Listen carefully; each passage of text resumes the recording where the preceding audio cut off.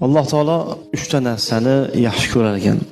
Agar o'sha 3 ta narsa 3 xil insonda bo'lsa, undan ham yaxshi ko'rar ekan. Birinchisi, Alloh taqvoni yaxshi ko'radi. Ibodatni yaxshi ko'radi. Agar ana shu taqvo ibodat yosh yigitda bo'lsa, undan ham yaxshi ko'rar ekan. Alloh taolo saxiylikni yaxshi ko'rar ekan. Agar o'sha saxiylik faqir bandada bo'lsa, undan ham yaxshi ko'rar ekan.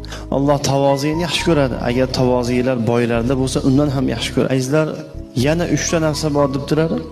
Alloh yomon ko'radi. Agar shu 3 ta odamda bo'lsa, undan ham yomon ko'radi. Alloh ibodatsizlikni, ma'siyatni, gunohni yomon ko'radi.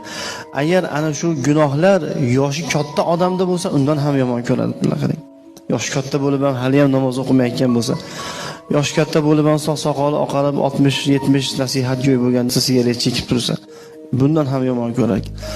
Alloh taolo kibrni yomon ko'radi. Agar kibr faqir bandada